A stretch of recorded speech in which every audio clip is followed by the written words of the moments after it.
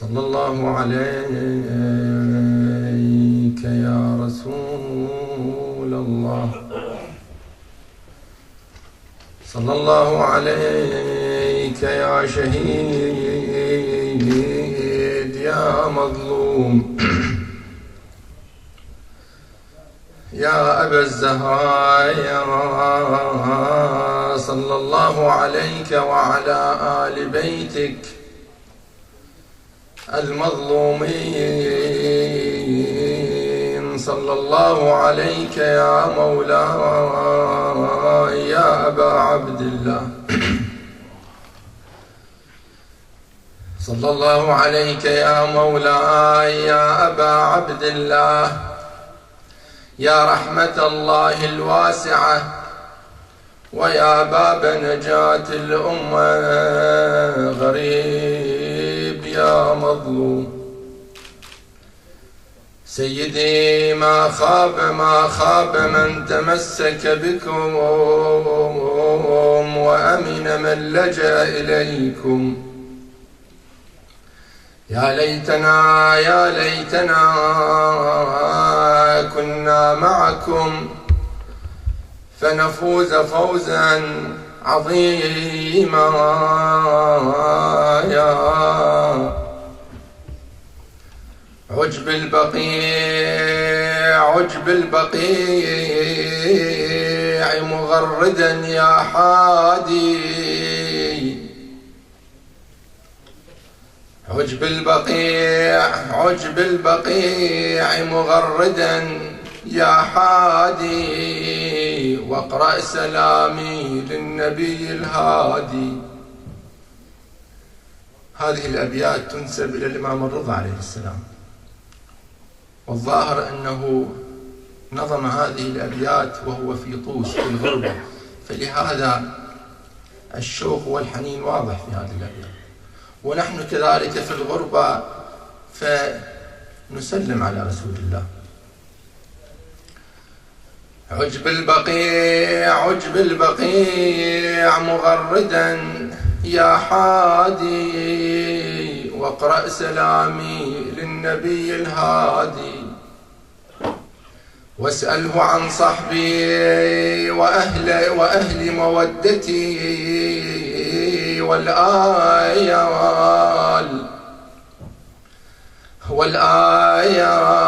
والأهلين والأصحاب والآل والأهلين والأولاد، رحلوا عن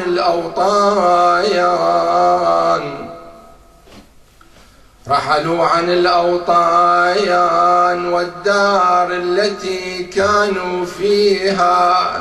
كانوا بها في نعمة وسداد،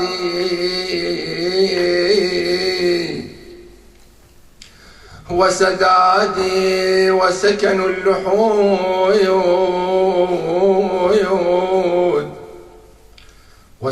اللحود وخلفوني بعدهم أبكي لفقدهم بدمع بادي،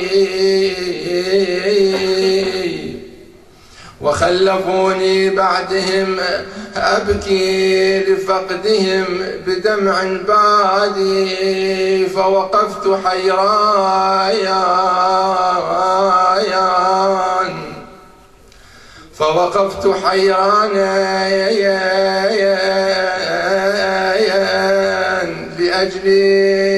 لأجل فقدهم،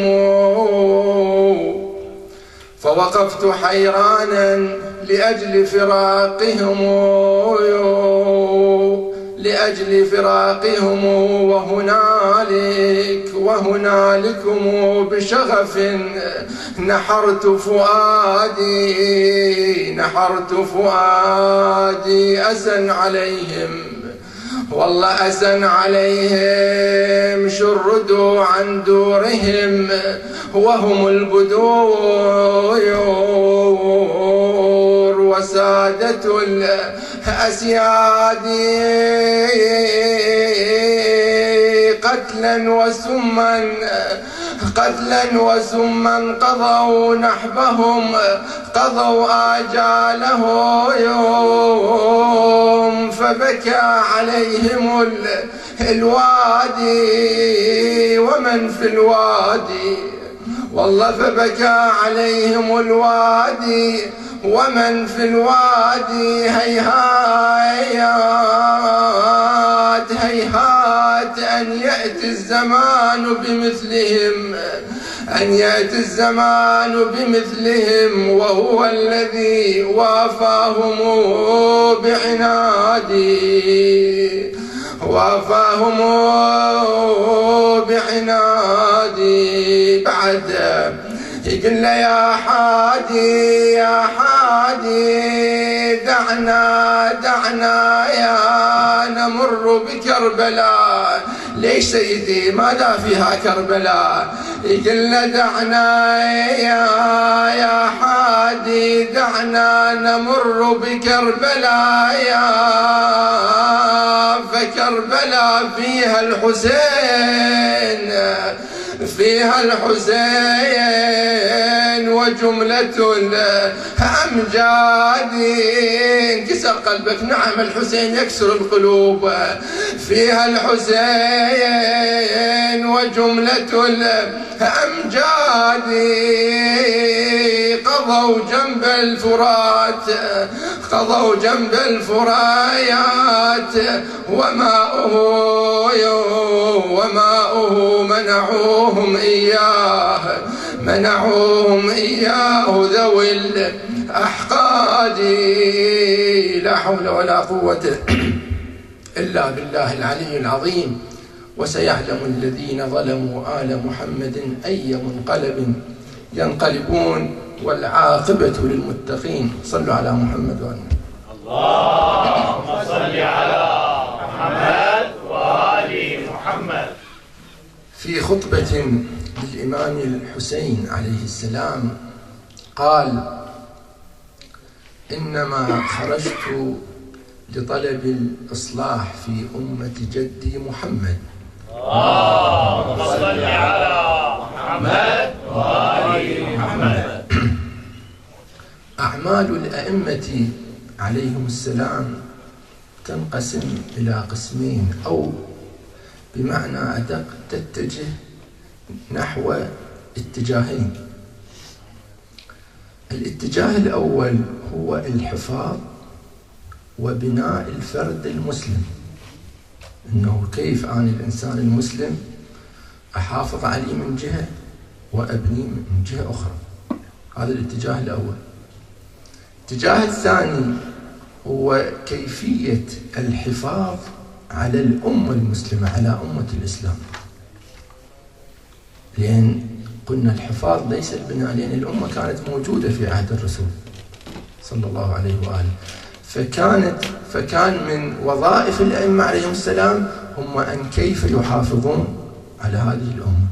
فلهذا نرى أن الأئمة عليهم السلام من حيث الأقوال ومن حيث الأفعال اتجاههم مرة الإمام الحسين هذا القول ينظر إلى الأمة، أنه يريد أن يحافظ على الأمة، لكن في أقوال أخرى مثلا كونوا أحرارا، إنما خرجت لأمر بالمعروف ونهي عن منكر. هاي أعمال فردية. طبعا شواهد كثيرة جدا، يعني من الشواهد الرئيسية في هذا المجال أنه في قضية عندما عادت الخلافة إلى أمير المؤمنين الخلافة الظاهرية، طبعا الإشكال معروف وواضح عند الجميع أنه إشكال مع معاوية. البعض من الناس قالوا له أنت ابقى معاوية على هذا الحال إلى أن تستتب الأمور وبعد ذلك اعزله. الإمام رفض. طبعا هاي النقطة لحد الآن البعض يعيبها على الإمام، أنه هاي مو سياسة، هاي مو كذا. طبعا الإمام عنده فد نظرية، شاهدنا في الموضوع السيد محمد باقر الصدر رضوان الله عليه في أحد كتبه أعتقد أهل البيت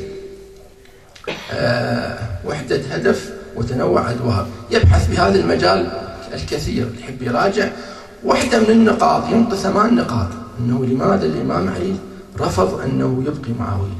من هاي النقاط هذا الهدف. قال أراد أن يحافظ على كيان الأمة. الأمة كانت موجودة، هاي الأمة اللي مو بالشيء المطلوب لكن كان لها وجود. فلهذا الخليفة الثالث من انحرف ظهروا عليه، صارت عليه انتفاضة. فهاي الأمة أراد أن يحافظ عليه الإمام، أن لا تصل إلى الناس أنت الشخص من يعني تثبت له أنه موجود وتعامل على أنه موجود، هو أيضا راح يتعامل بهذا الأساس. أما إذا أنت تنفيه أصلا، فحتى لا الناس تعرف أنه هذا الأمر هذا الشيء هو عبارة عن طلب الملك وطلب الزعامة، فبأي سبب من الأسباب بأي علة أنه أنا أريد أن أحصل على هذا الأمر بأي ثمن كان، حتى لو كان تفتيت الأمة. النقطة الثانية وهو أنه الأمة أصلا مو مزرعة لأحد حتى هو يقتطعها لأي جهة كانت. فإذا يحافظ على هاي الأمة يكون لها وجود، لها تأثير، لها فاعلية. فلهذا احنا نشوف مثلا يعني الحكام الفاسدون، الحاكم الفاسد أول شيء يبدأ به أن الأمة يفتتها، يحاول يقطعها. ليش؟ لأن إذا بقت أمة راح يكون وجود أمامه، راح يحاسبه. أما إذا قطعها، هسه يقطعها بأي طريقة كانت، جانب طائفي، جانب قومي، جانب عشائري، جانب أحزاب، بس المهم يقطعها حتى يستطيع أن يسيطر عليها. أهل البيت عليهم السلام كان هذا الهدف واضح عندهم، وما الشواهد كثيرة، احنا ما ياخذنا الوقت، مو هذا موضوعنا، احنا جبناه مثال. فهنا السؤال راح يأتي، أنت هاي الأمة اللي قاعد تتكلم عنها هي أصلا لها وجود؟ لها وجود حقيقي خارجي؟ لو وجودها ذهني فقط؟ لأن بعضهم قال أنتم تتكلمون عن الأمة وأنه اتجه كذا وأفعال، هي الأمة عبارة عن أفراد. أنتم بعد إذا الأفراد لماذا تقسمون هاي الأعمال والأفعال؟ هي عبارة عن أفراد. إذا أنت وجهت الخطاب للأفراد أو للأمة هو نفس الحال. طبعا بهذا المجال واقعا أكو نظريات كثيرة جدا وبحوث كثيرة جدا، اللي يحب يرجع لها يرجع إلى كتاب المجتمع والتاريخ الشهيد مطهري. نظريات كثيرة ما يعني مو محلها نجيبها، لكن كمثال قالوا أن بعض الأفراد من تجمعها ما يتغير شيء. يعني أنت من تجمع مجموعة من الأشجار هو تبقى أشجار، لكن مثلا أفراد أخرى من تجمعها تعطيك شيء آخر. يعني مثلا من تجمع غاز النيتروجين والأكسجين ما راح يبقى هذا غازها، راح يعطيك شيء آخر. فالأمة أفراد الأمة من أي نوع؟ هل من النوع التي إذا جمعت تعطينا شيء آخر، أم تبقى هم الأفراد هم نفس الأفراد؟ إحنا راح نرجع للقرآن نشوف القرآن ماذا يقول. ما لنا علاقة بالنظريات. النظرية قالوا بأصالة الأفراد هم الأصل، بعضهم قالوا لا المجتمع هو الأصل، أصلا الفرد هو جزء من المجتمع. بعضهم قال لا المجتمع والأفراد هم أصلا هذا أصيل وهذا أصيل. القرآن خلينا نقول أنه يرجع يعني يأيد النظرية الثالثة. كيف؟ شوفوا هاي الآية، بسم الله الرحمن الرحيم: ولكل أمة أجل. لكل أمة أجل. هنا هاي الأمة إذا إلها أجل يعني شنو معناته؟ إلها حياة. إذا إلها حياة إلها شنو؟ موت. وهذا الموت مو موت الأفراد، لأن إحنا ما سامعين إن أمة كاملة في لحظة واحدة يموتون. فإذا هذا الشيء يقصد الأمة. هاي وحدة. الثانية إحنا خلينا نقرأ الآيات بالهاي حتى لا أخطأ بعدين وعاتب. بسم الله الرحمن الرحيم: وترى كل أمة جاثية. يعني يوم القيامة كل أمة تدعى إلى كتابها. يعني الأمة شنو كتاب؟ يعني لها حساب. هذا الحساب نفس حساب الأفراد؟ لا، ذاك يختلف. وكل إنسان ألزمناه طائره في عنقه ونخرج له يوم القيامة كتابا يلقاه منشورا. هذا الأفراد، هذا الفرد له حساب.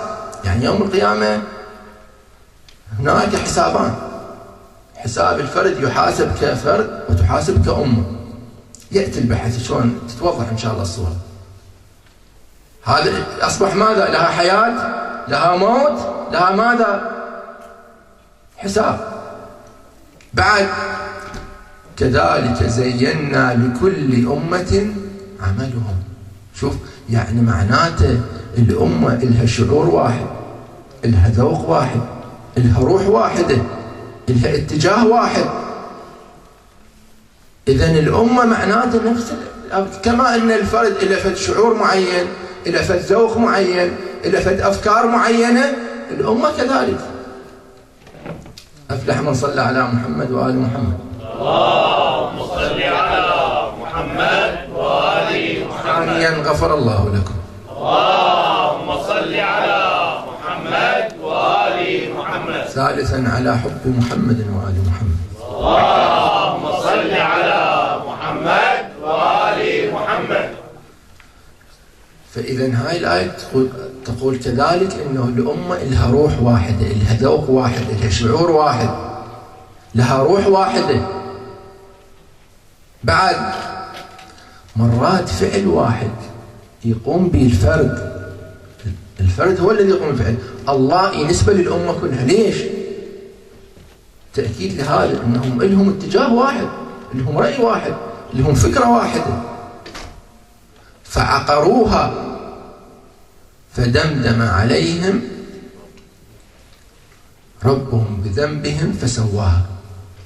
هو اللي عقرها الأمة كلها، يعني قوم صالح لو واحد عقرها، لكن الأمة كانت راضية بهذا الفعل، لها نفس الشعور، فالله جمعهم كلهم بهذا الفعل.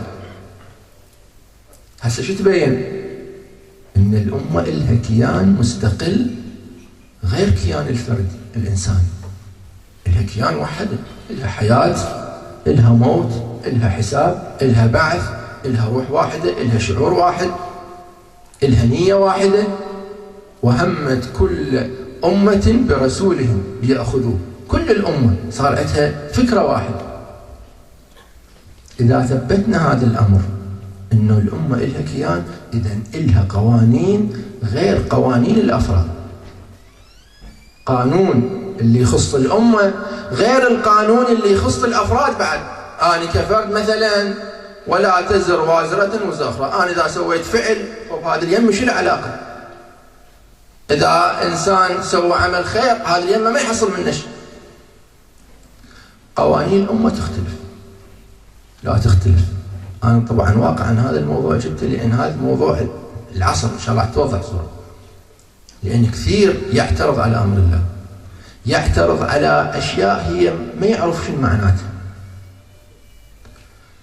قانون الأمة من ضمن قوانين الأمة إنه هاي الآية بسم الله الرحمن الرحيم ولو يؤاخذ الله الناس بظلمهم ما ترك عليها من دابة. نفس هاي الآية لها شبيه أم نفس الشيء، ولو يؤاخذ الله الناس بظلمهم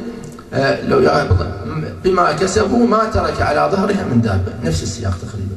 هاي الآية أخواني المفسرون وجدوا بها صعوبة في توضيح هاي الآية. شلون؟ هاي الآية شو تقول؟ تقول له إن الله عز وجل يأخذ الناس اللي على الأرض، اللي الدابة اللي تسير على الأرض، بما كسبوا من أعمال وأفعال ما بقى على ظهرها، ما حد يبقى. زين إذا ما حد يبقى في كل عصر في كل زمان يوجد معصوم لو ما يوجد معصوم. خلينا نفرض واحد هسه عوف الأولياء الآخرين أو الناس الصالحين، صح لا مو صحيح؟ يوجد لو ما يوجد؟ يوجد. اللي يجاوب لا بأس. أنا بصراحة أحب إذا واحد يجاوبني يكون أفضل حتى أحس إنه أكو تفاعل بالموضوع. فإذا هذا المعصوم، إذن بعضهم ذهب عن طريق هاي الآية قال ماكو معصوم. أنتم الشيعة الإماميين تقولوا إن يوجد معصوم بالأنبياء بالأئمة، هاي الآية تثبت أنه ماكو معصوم في كل زمان. الله يقول في كل زمان أنا لو آخذ الناس بأفعالهم بأعمالهم بظلم ما أبقى واحد. لو كان واحد بهم مو ظالم كان خوف يقول أنه إلا واحد. فهنا اللي يعني المحققون ردوا على قالوا لا، هذا ما مقصود به. أول شيء ما مقصود به عذاب الآخرة، هذا مقصود به نتاج الأعمال الدنيوية، العذاب الدنيوي، البأس الدنيوي. ضربوا مثال. شنو المثال؟ مثلا قوم موسى عليه السلام. قوم موسى ظلموا أنفسهم وكان معهم موسى وهارون، منعهم العذاب في التيه، بقوا 40 سنة في التيه. هذا العذاب شمل حتى موسى وهارون، يعني هم معصومين، هم معصومون. إذن لماذا؟ هذا قانون من القوانين. الأمة، عمل الأمة إذا كان عملها مو صحيح بعد يشمل كل الجميع. مثل الفرد، هسه أنا كإنسان أضرب واحد، أتجاوز على واحد بهاي اليد، إذا رادوا يعاقبوني يعاقبون فقط إيدي، فقط اليد تعاقب. أنت يقول لك أنت باعتبار كيان واحد، إحنا ما نفرق بينكم. العذاب الدنيوي اللي بالمصطلح الأدق السنن التاريخية. السيد الشهيد الإمام محمد باقر الصدر رضوان الله عليه يسميها بالسنن التاريخية. إخواني ضروري واحد يقرأ كتب الشهيد في كتاب المدرسة القرآنية. المدرسة القرآنية واقعا يفصل هذا الموضوع في التفصيل جميل جدا. يقول هاي السنن التاريخية أو السنن الإلهية في التاريخ لها قوانين تختلف عن قوانين الأفراد. فلهذا حتى الإمام الحسين، الأمة في عصر الإمام الحسين بدلت قانون. أكو قانون ماذا يسمى؟ قانون الاستخلاف والاستبداد. الله عز وجل يرسل لك صالح، أنت إذا تهيئ له الظروف لكي هذا الإنسان الصالح، هذا الولي يأخذ المكان الصحيح، فأنت تعيش تحت استخلاف إلهي. لكن إذا أنت ما قمت بالمطلوب منك بالشيء الصحيح راح يتبدل من استخلاف إلى استبداد. راح يروح هذا، راح يجي لابد يجي مكانه ظالم. مثال احنا طبعا نعطي امثله واقعا، مو المقصود انه هذا المثال في هذه الدوله، هاي الدوله سيئه، او اذا جبنا مثال هاي الدوله هاي الدوله هي الصحيحه. لا، الامثله تضرب ولا تقاس، وكل وجود الحياه في امور صحيحه في امور سيئه. مثلا بال79 في العراق خرج عندنا امام الهي سيد الشهيد، المجتمع اللي وياه ما أيده، ما قام له بالشيء الصحيح اللي راح هذا الإمام اجى استبداد. بصف العراق أكو دولة ثانية خرج هم إمام إلهي معروف، هيئت له الظروف صار الاستخلاف إلهي. فإذا هنا النقطة إن شاء الله بعد في البحث نعطيها أكثر، نوضحها أكثر. هذا القانون التكويني. قانون التكويني أخواني ما له علاقة بين صلاتك وصيامك، بين إنه أنت تصلي وتصوم إذا أنا صحيح، لازم كل أمور اللي معي تسير بالشيء الصحيح. لا، هاي الأمور التكوينية، الأمور الدنيوية إلها شروط موضوعية، إلها شرط موضوعي. أنت إذا أديت هذا الشرط الموضوعي خب أنت تنجح. ما تأدي لا تقول أنا لازم أنجح لأن أنا أصلي، أنا مؤمن، أنا شيعي، أنا إمامي. ليش هذا الكافر الفاسق الكذا هو أفضل مني؟ إذن أنا النظرية مالتي خطأ. لا أخي، ما لها علاقة، والله ما لها علاقة. هذا القانون التشريعي الظهور ماله، آثاره، النتيجة مالته ما تظهر هنا. الله عز وجل ما خلق هذه الدنيا لا لإثابة محسن ولا لمعاقبة مسيء. هاي الدنيا لا هي دار عقاب ولا هي دار ثواب. هاي الدار دار عملك الدنيوي يظهر في الدنيا، عملك الأخروي أين يظهر؟ في الآخرة. شوف هاي الآية، بسم الله الرحمن الرحيم: ولقد كذبت رسل من قبلك، كذبت رسل من قبلك فصبروا على ما كذبوا به وأوذوا حتى أتاهم نصرنا. هذا خطاب للرسول صلى الله عليه وآله. الله عز وجل شو يقول له أنت أكو سنة، هاي السنة ما لها بالسنة ما لها علاقة، أنت نبي وصي مؤمن كافر، أنت إذا بالمعركة إذا بالقتال عندك صبر عندك ثبات تهيئ شروط المعركة أنت تنتصر. لابد أن تنتصر، لابد أن تنتصر واقعا. هسه أنت من أي ملة كنت؟ والدليل أنه الأنبياء السابقين اللي انتصروا بهذا الشيء، بالصبر بالثبات بتهيئة الظروف المناسبة الشروط الموضوعية حتى أنت تستطيع أن تنتصر. أما لا والله أنا أذهب لمعركة بالدعاء، الدعاء يفيد مو يفيد، لكن مو هو العلة التامة، مو هي العلة الرئيسية. أنا أريد والله أصير دكتور، أصير مهندس، لازم أروح أدعي وأزور الأئمة وكذا. لا، ادعي زور صحيح يساعدك، لكن لابد أن تقرأ أن تدرس أن تصل إلى مرحلة أنه أنت تكون تستحق هذا الشيء. فإذا قوانين الأمة إذا أمة موجودة لها قوانين خاصة، من ضمنها القوانين خلينا نقرأها أيضا. بسم الله الرحمن الرحيم: قد خلت من قبلكم سنن فسيروا في الأرض فانظروا كيف كان عاقبة المكذبين. يقول إن الأمم السابقة اللي كانت قبلكم كان لها إحنا بينا لها قوانين كثيرة. هسه اللي طبق القانون سوى المقدمة الصحيحة حصل على النتيجة الصحيحة، اللي ما طبق القانون ما حصل النتيجة الصحيحة. بعد انتم شوفوا شنو النتيجة، شوفوا شنو نتيجة هاي القوانين اللي احنا اوجدناها. بسم الله الرحمن الرحيم: ولن تجد لسنة الله تبديلا. بعد: ولا تجد لسنتنا تحويلا. لا تحويل، السنة القانون، السنة القانون، لا تبديل ولا تحويل. شنو الفرق بين التبديل والتحويل؟ يعني بالمصطلح المنطقي يعني يقول لا تختلف ولا تتخلف، ثابتة.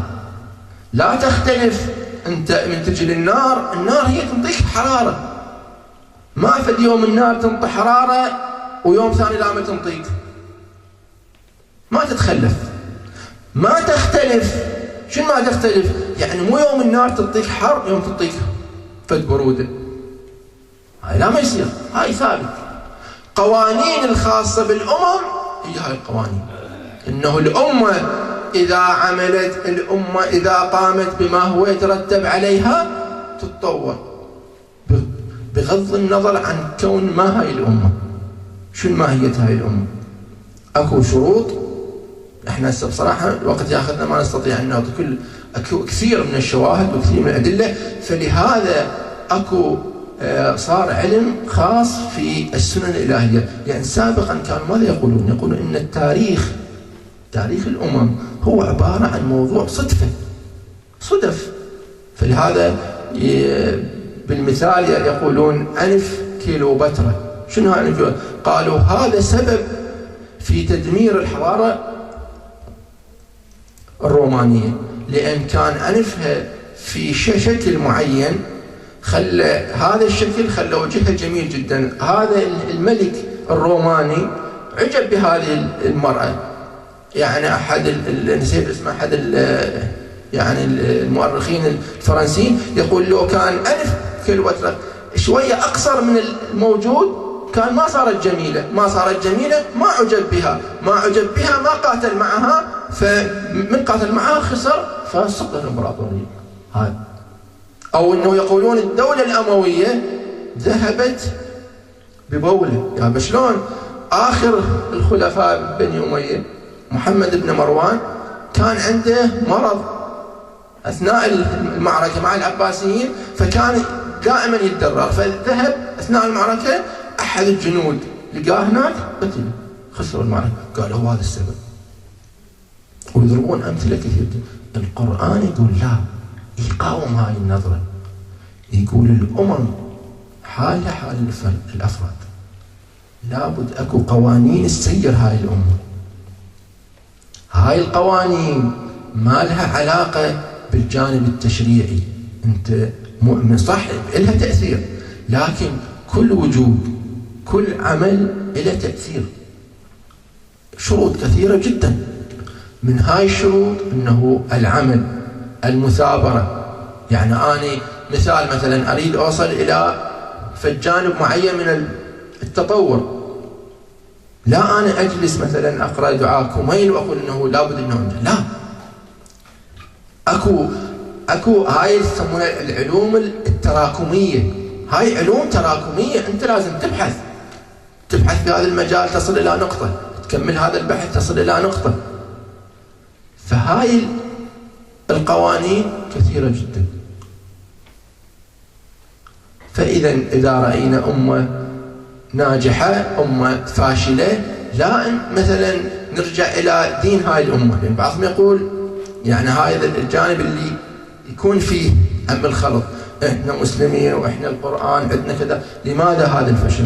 خب أنا أنقض عليك، أول نقض أنقض عليك إنه في بداية المسلمين كانت لهم الريادة، كانت لهم الرئاسة في العلوم وفي التحضر، صح لا مو صحيح؟ معروف هذا. أصلا هاي الأمم الآن المتطورة كانت في جهة، إحنا هذا اللي نقول أنت أريد هسه، لا إحنا بعضهم ينقض يقول الدين هو السبب، الدين هو أفيون الشعوب، لا الدين ما له علاقة. هذا النقض الأول. حاليا الآن كثير من الدول الإسلامية متطورة على سبيل الرفاه الاجتماعي، مثلا هاي الإمارات مثال رفاه اجتماعي، صح ماكو في التطور بالتكنولوجيا، لكن اكو رفاه. إذا تريد في التطور بالتكنولوجيا على مستوى معين، مثلا باكستان ما عندها رفاه اجتماعي، لكن دولة نووية من زمان. تركيا صح دولة علمانية، لكن اللي القيادة هي دولة إسلامية واصلة في مرحلة معينة. الجمهورية الإسلامية جمهورية لو مو يساعدوها، لو بس يتركوها، مو بعضهم واقعا ينقض عليك من تتكلم في موضوع الطهارة، في النجاسة، في العبادات، كمان قاعد تفشل. شوف الناس وين وصلت. هاي الأمة اللي موجودة الآن، الأمة الإيرانية، أمة القائد مالها هو شغلته بالطاهر والنجس والحيض والاستحاضة. يعني شلون نعوفها؟ شرائع هاي شرائع مو من أحد، هاي من الله عز وجل عن رسول الله عن الأئمة. فلا تخلط، لا يكون خلط هناك بين الجانب التشريعي والجانب التكويني. لا تقول لي أنت والله لا تتكلم في هذا الموضوع، هذا الموضوع هو دمرنا، لا ما له علاقة، ما له علاقة. أنت عندك أعمالك اعملها، صلاتك، عباداتك. تريد تتطور، أكو إلى أعمال أخرى إلها قوانين. بسم الله الرحمن الرحيم. هاي الآية ما كاتبها، كانت لا يغير الله ما بقوم حتى يغيروا ما بأنفسهم. شوف الله شو يقول بهاي الآية؟ يقول الهرم، البناء للأمة، الهرم يبدأ من داخل الإنسان. لأن الإنسان إذا غيرت داخلك أنت راح يظهر هذا التغيير بالخارج. أما إذا أنت لا، داخلك هو باقي نفس الشيء، ما تريد تتغير، أنت ما تريد تتغير، فما تتغير أفعالك ما تتغير، أفعالك ما تتغير بالخارج ما يتغير شيء. واقعا احنا نشوف مثلا يعني الأمم اللي كانت الآن مثلا متطورة في سابق كانت غير وما كان مختلف عنها الدين، هو الدين نفس الدين، لكن تغيرت داخليا، تغيرت الأمة، تغيرت مو الفرد الواحد، الأمة كلها تغيرت، فوصلت إلى النتاج. فإذا ملخص هذا البحث أنه هناك وجود غير الوجود الإنسان، وجود الأمة لها حياة، لها شنو؟ لها بحث، لها حساب، لها موت. هاي الأمة مصداقها حدودها مختلف فيها، يعني هم شو يعرفون الأمة؟ يعني مثلا الأمة قد تكون العراقيين اللي هنا بالسويد هاي أمة، أو اللي في هاي المدينة قد تسمى أمة، أو قد تكون أمة كبيرة جدا، فيقولون هي مجموعة من الأفراد اللي شنو؟ اللي بيناتهم نفس العادات، نفس التقاليد، نفس الأفكار، نفس التوجهات، هاي تسمى أمة. فنصطلح أنه اللي مثل في هاي المدينة مجموعة العراقيين الموالين لأهل البيت هاي أمة. فهاي الأمة إيش راح ينتج عنها؟ هنا راح يصير عندنا فالنتيجة. شنو هاي النتيجة؟ النتيجة هي أنه أنا بعد ما أنظر فقط إلى يعني من أعمل أنظر إلى مسؤولية نفسي أو عائلتي فقط، لا، أكو أعمال تخص الأمة اللي أنا بيها، هاي المجموعة اللي أنا بيها، لأن قد يوم القيامة أنت هم تحاسب. أنت تحاسب إذا هاي الأمة اللي هنا في مجال من المجالات فشلت، في مجال من المجالات انحرفت، أنت أكيد إلك واجبات. يعني أنا باكر عقب مثلا أشوف ابن صديقي، ابن جاري في طريق مو صحيح، أنا أروح أكلمه، لأن هاي الأمة اللي أنا بها المجموعة إذا أصابها شيء أنا هم يلوحني، أنا هم يصلني. فلهذا رسول الله صلى الله عليه وآله ماذا يقول؟ يمثل حال هاي الأمة إن كانت كبيرة وأن صغيرة. شو يقول حالهم حال السفينة. شايفين السفينة؟ فيركب فيها قوم يصيرون بالسفينة، فعندما كل شخص يجلس في مجلسه، كل من يجلس بالسفينة تحرك السفينة، واحد من عندهم شو يسوي؟ يثقب هذه السفينة، المكان اللي هو مكانه يثقبه، يجي شخص آخر. ما هذا الفعل ايش يسوي؟ قلت شو لك علاقة؟ مكان، انت شو لك علاقة؟ مكانه اريد اثقبه، اي ادري مكانه، لكن اذا هاي السفينة غرقت انا واحد من عندهم، هذا الفعل مو فعل عائد لك فقط، هذا عائد للكل. ومن هذا أشرف الفرائض الأمر بالمعروف والنهي عن المنكر. من هذا أنا راح أطرس هذه المسائل إن شاء الله أنهي. كلكم سامعين يقينا أنتم إن شاء الله يعني تربات أما نابة، فعندكم هاي المعلومة، لكن نعطيها بصورة ثانية. كلكم سامعين بقصة أصحاب السبت، قصة معروفة. قصة أصحاب السبت أنه الله عز وجل من باب الابتلاء، الله يريد يبتليهم ويشوفهم. في آية ما أنا ذكرتها أنه في الحج، مو الحج أنه الصيد محرم، فيقولون الصيد لأن الله يريد يبتليهم شيء، يأتي الصيد فتناله أيديهم ورماحهم، أعتقد يعني بالمعنى، يعني الغزالة اللي ما حد يمسكها من يصير الإحرام تجي الغزالة تفوت يمك، تقدر تذهب. ليش؟ ابتلاء، الله يريد يشوفك أنت تطيعه، تأخذ أوامره. هاي الحياة، هاي مقياسها.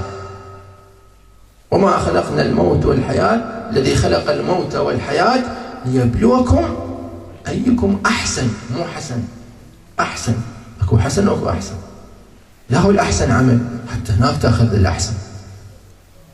فالله راد يبتلي هاي الأمة، سوى لهم، قال لهم السبت ممنوع صيدون الأسماك، ممنوع صيدون، بس السبت، كل باقي الأيام لكم. فهؤلاء سووا ظلوا يحفرون شق، يعني فد خط بجنب النهر، يقولون انه كان يوم السبت تأتي اعداد هائله من السمك، فمن يدخل بهذا الشق يسدونه، ما يطلعون السمك بس يسدون عليه، يوم الاحد يشيلون. هاي الحيله الباطله اللي هسه واقعا دمرت بلدنا. انا بال 2012 كنت بالعراق، رحت واقعا، فاحد الاخوان جاني عندي عرف في مكان معين بالمصطلح مالهم شغل، قال لي يا اخي انت فلان تعرف واشتغل ويا هذا، وهذا يمه كل العقود.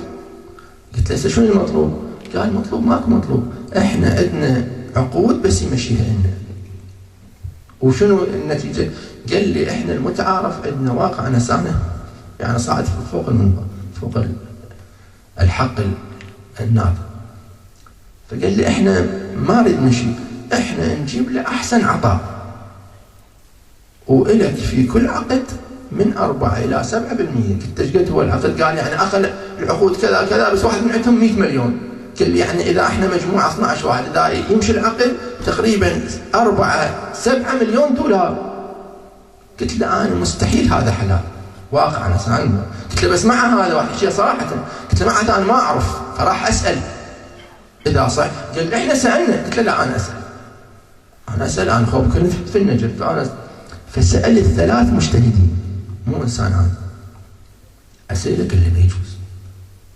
واقعا انا هم احكيها صراحه، سأل كنت اقرر لهم الموضوع فالتقرير من هذا الممتاز، حتى شويه عدلت، لان المبالغ مو سهله، الانسان يغضب مهما كنت تطمع بها. واحد من عندهم قلت له يعني سيدنا شيخنا الموضوع هكذا، انا موظف بهاي الدائره، وهاي العقود الموظف المسؤول العقود انا مسؤول عنه. يجيني شخص يقول لي انا اريد هاي المناقصه بشرط انا انطيكم افضل المطلوب. شنو اللي تردونه؟ الشروط، انا افضل الشروط. هاي وحده. النقطه الثانيه، هذا الموظف مخول بالاختيار، يعني انا الموظف، انا الدوله مخولتني انه اختار اي واحد، فانا اختار هذا، انا اختار وهذا احسن واحد. قال له شنو النتيجه؟ قلت له في مقابل احنا ينطونا فد نسبه معينه من هذا. قال له ما يجوز. قلت له شيخ ليش ما يجوز؟ يعني شنو الاشكال؟ قال لي من ناحيتين. اول ناحيه، هاي اموال ما في مقابلها عمل، انت تاخذ هاي الاموال يعني باي صفه. شنو الصفه انت سويت؟ لا حتى ما سويت دفعه ما سويت دفعه، انت هذا هو الاختيار انه لو هذا ما سويت دفعان. قال له هاي نقطه. النقطه الثانيه قال له هو هذا اللي دمر البلد، فهنا هاي المواضيع هنا هم ما حد بعد يجي شخص مثلا شاهدنا هاي الحيله الشرعيه، بعضهم يسكت، بعضهم يستفاد، احسن واحد يسكت، بعضهم لا يحجون. وهي هاي السنن. خلينا نقرا هاي الايه. بسم الله الرحمن الرحيم. الايه طويله، احنا راح من اخر شيء.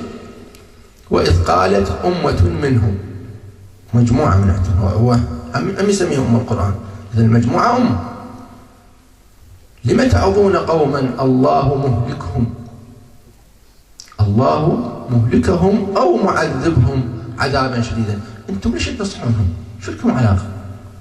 ذول ناس، يعني اكو ناس جو نصحوهم هذا مو صحيح العمل انتم قاعد تسوونه، هاي حيله مو شرعيه، هاي حيله باطله، فانتم ما يصير.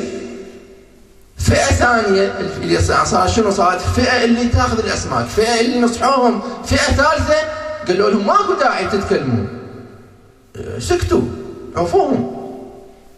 صار ايش قد؟ 3. شوف طبعا ردوا عليهم، قالوا معذرة إلى ربكم ولعلهم يتقون. أنا هذا واجب أسوي واجبي، واحتمال يتقون، ليش لا؟ أنا خلي أجرب. الله عز وجل آخر الآية ماذا يقول؟ فلما نسوا ما ذكروا به أنجينا الذين منهم ينهون عن السوء وأخذنا الذين ظلموا. كم قسم صاروا آخر شيء؟ صاروا قسمين، هم كانوا 3. فالقسم اللي قال ما علي علي لحد يتدخل، أنا ما له علاقة، ما يخصني الموضوع، انطب قوي ذولاك. فهاي السنن. فهنا أنت إذا مجتمع، إذا بيئة، إذا مكان، أدي واجبك، احكي قول هذا غلط. هسه ذاك يرضى ما يرضى مشكلة، أنت أديت واجبك حتى تحافظ على هاي الأمة. إذا أكو في التعاضد، إذا هاي نقطة. النقطة الثانية، حاول أنه أنت تلم هاي الأمة، قد ما يكون قد ما تستطيع أن تجمع. فلهذا إحنا حتى التوجه القرآني أكو توجه للأفراد صوموا وصلوا، وأكو توجه للجماعة واعتصموا بحبل الله ولا تنازعوا فتفشلوا وتذهب ريحكم، لا تتفرقون. فمن هاي احنا علماء يدعون الى الوحده، وهاي واحده من اسباب التي جعلت امير المؤمنين يسكت عن حقه بعد استشهاد رسول الله. هاي واحده من نقاط كثيره ان شاء الله نتطرق لها اذا وفقنا في واقعا. اكو بعض النقاط عجيبه غريبه. فهاي واحده من النقاط، انه شنو؟ انه خاف على وحده الامه. الطرف الاخر ما كان يهمه،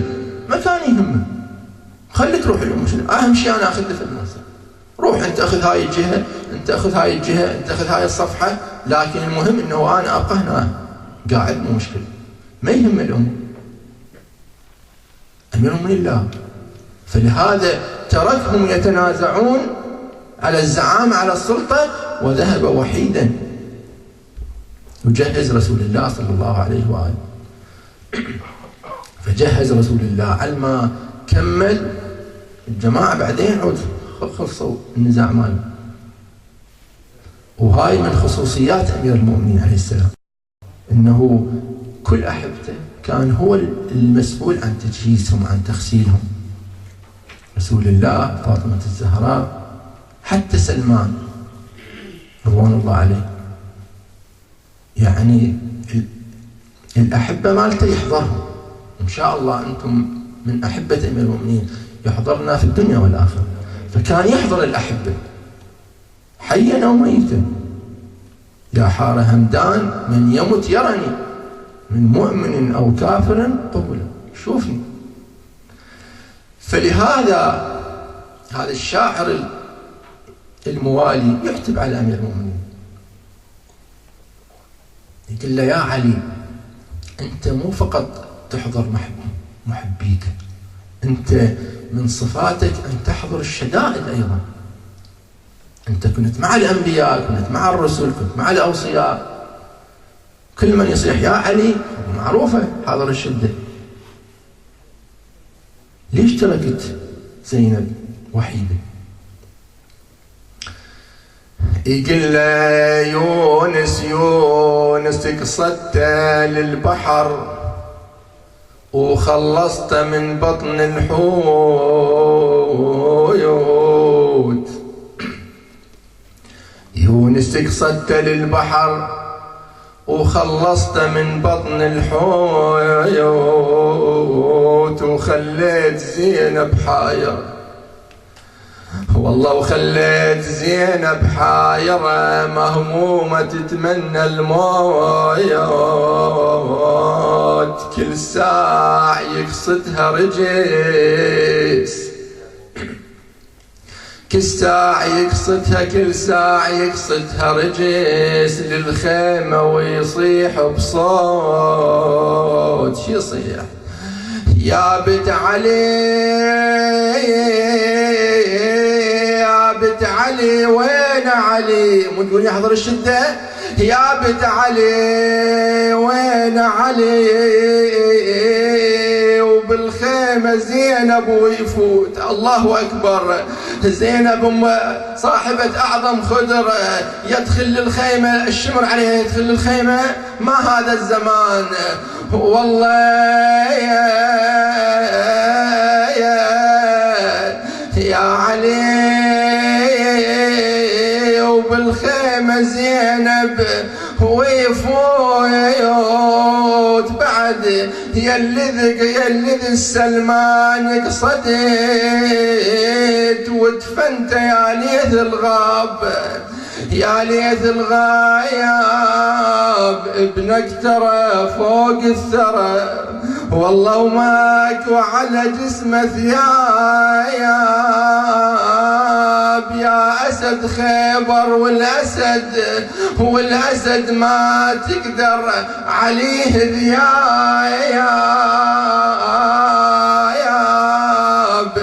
والأسد ما تقدر عليه ذياب. باكر ترى باكر يا ابو زينب ترى زينب تأسرها جناب، والله زينب تأسرها جناب. هذا عتب الموالي. زينب أيضا ترسل إلى أبيها عتب، شو تقول له؟ تقول له خذ يا طارش خذ يا طارش معصب وطر الفلا